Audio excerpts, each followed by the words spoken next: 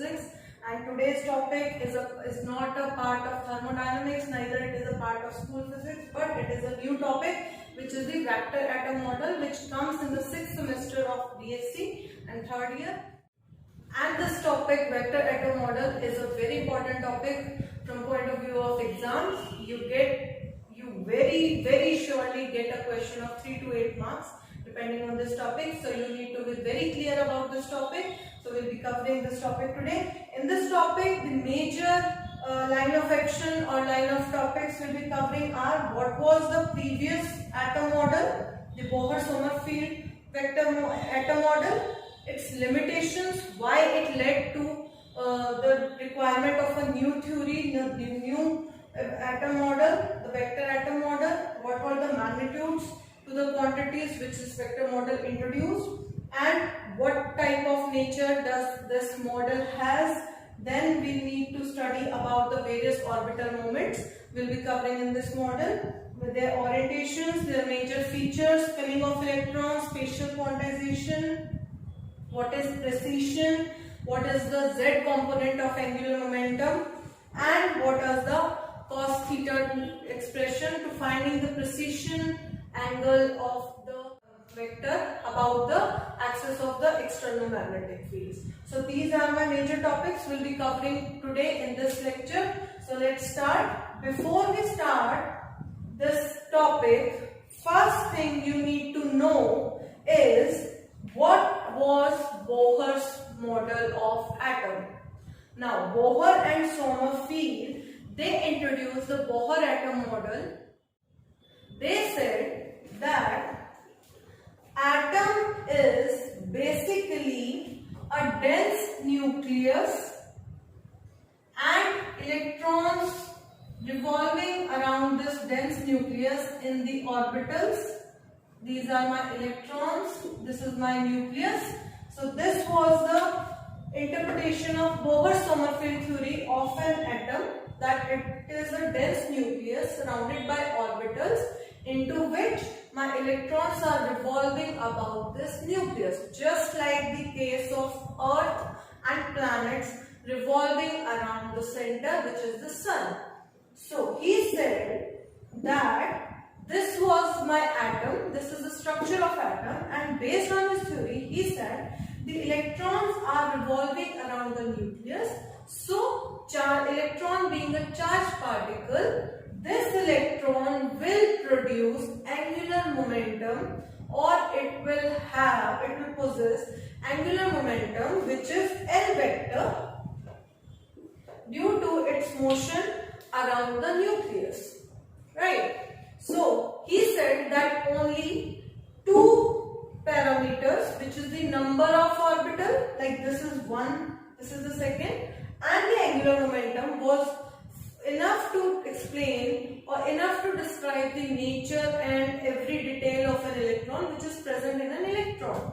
But what happened when they introduced this atom model? This model could explain a very large number of logics, very large number of questions which were arising in that time. But there were few queries, there were few phenomena which this theory could not explain. What were these theories? These theories make the limitations of this Bohr-Sommerfeld theory. Now, the first limitation or the first phenomena which this Bohr-Sommerfeld theory atom model could not explain was, the first one, I'll say, it could not give the complete orientation of the electron,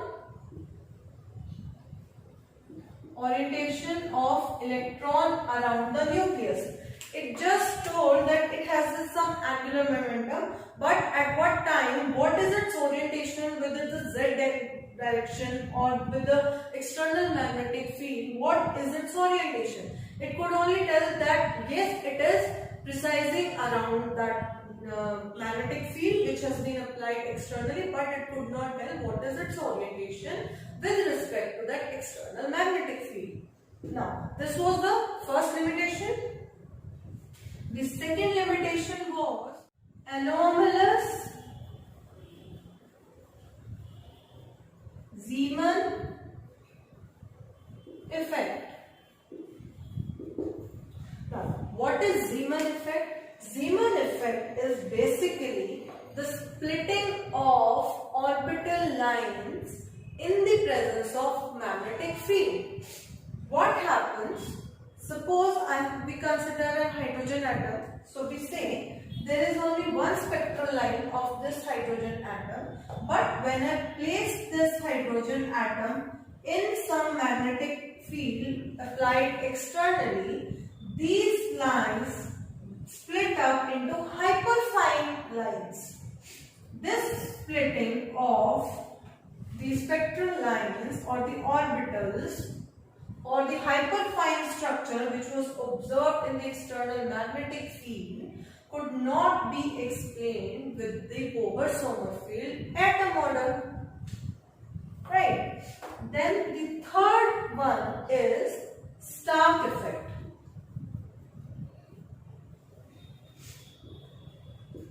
Now, Stark effect is nothing but the electric version of Zeeman effect.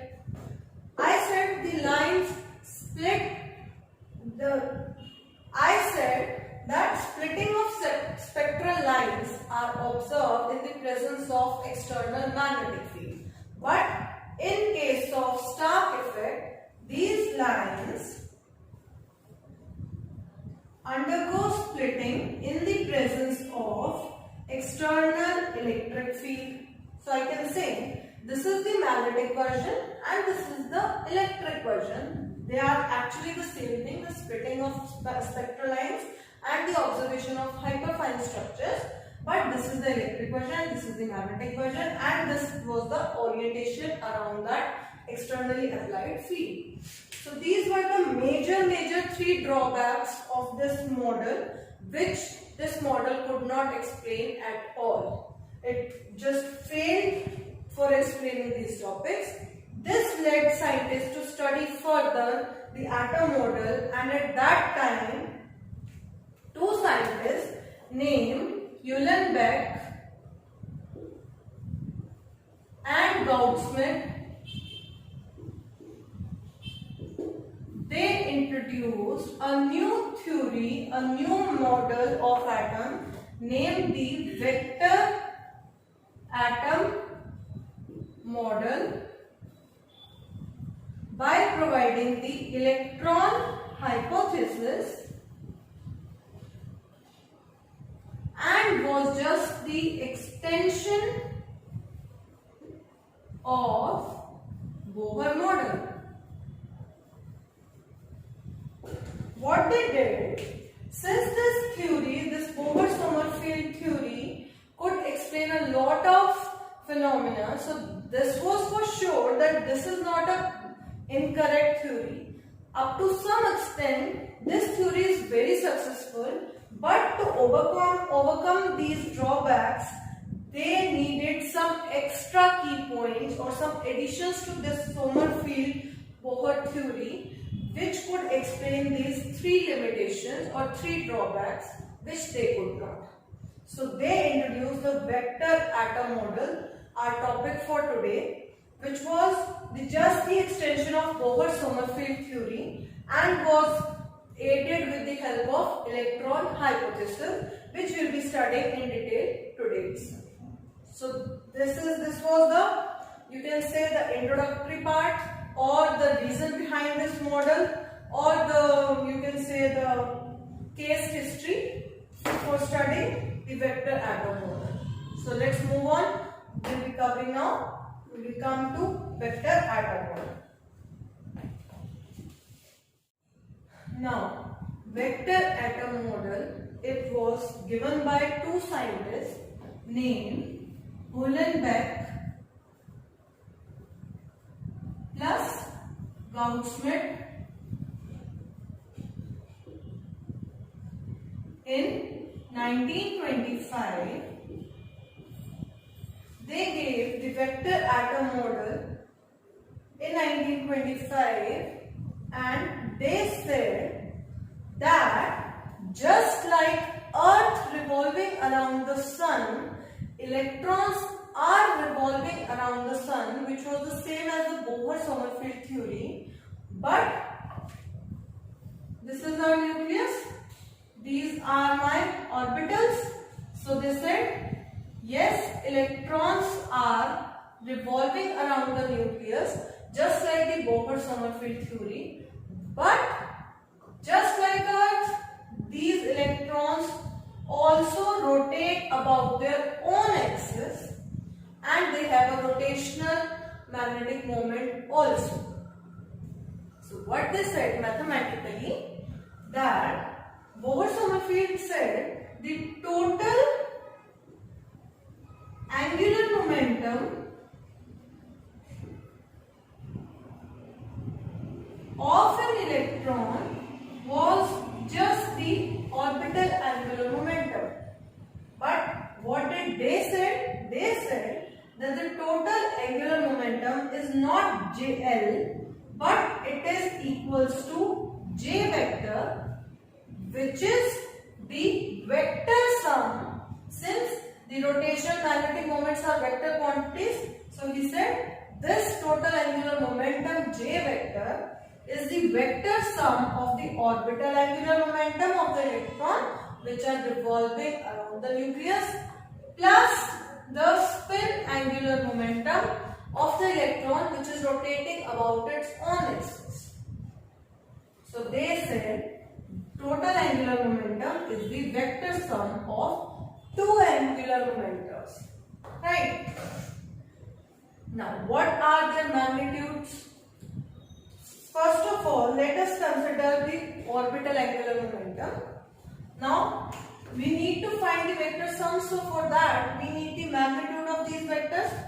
I'll say the magnitude of L vector is denoted by capital L, just the L, and it is the magnitude of L vector, which will be equals to under the root L into L plus 1 H cross, where L is 0, 1, 2 up to N. This is for S orbital, this is for P orbital, and this is for D orbital, and so on. So we get this value as L into L plus 1 H cross, right? We can also write this value as L is equals to L star H cross, where L star will be equals to under the root L into L plus 1. Right? So, the magnitude of my first orbital angular momentum has come out to be L is equals to L star H cross, where H cross is nothing but H by 2 pi. So, we get the value of first momentum.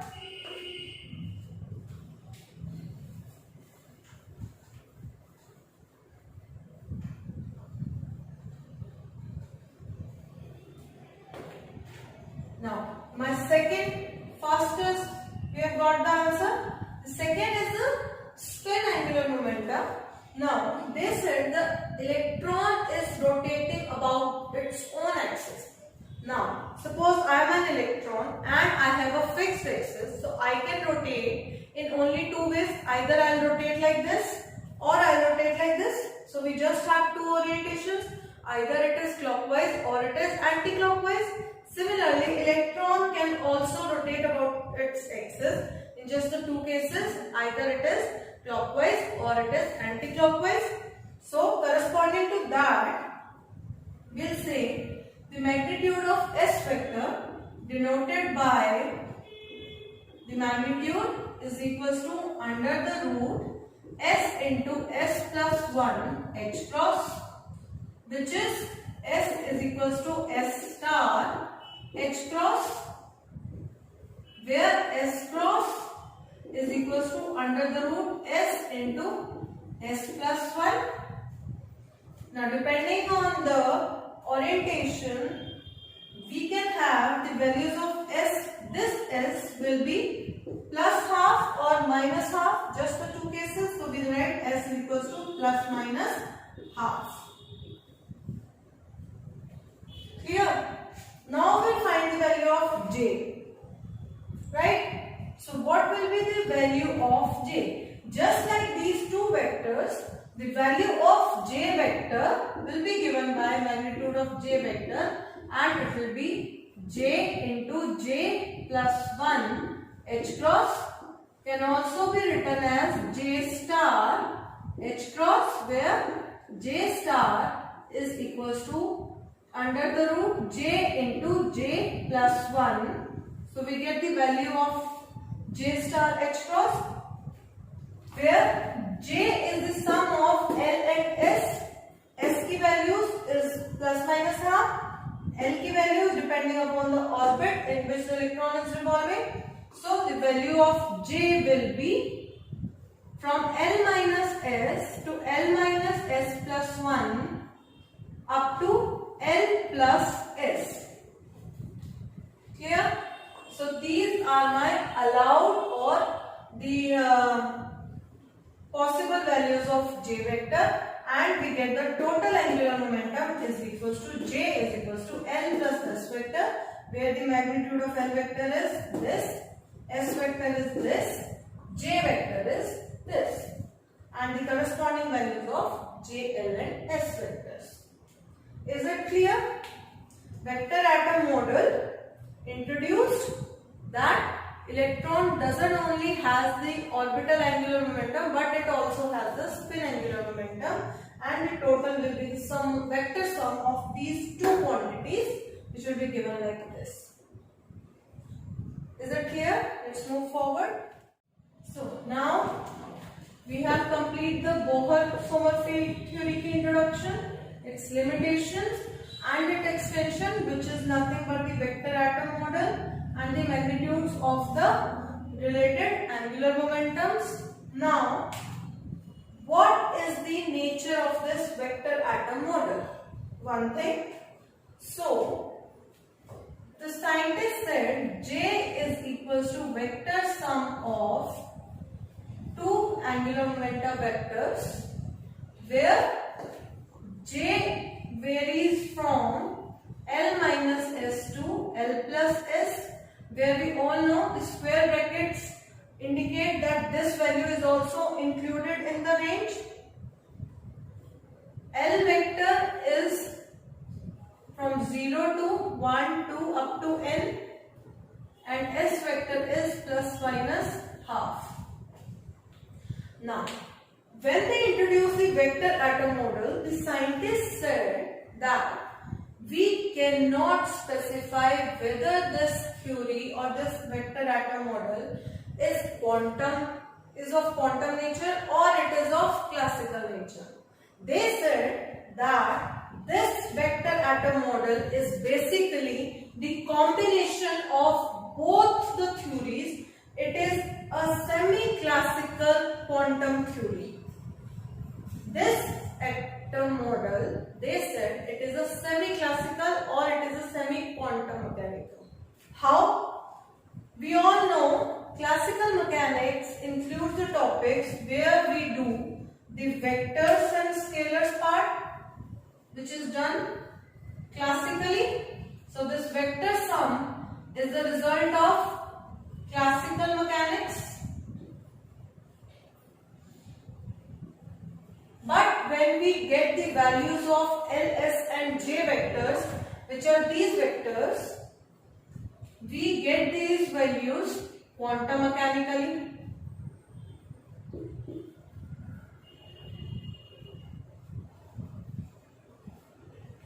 Right? So what is happening?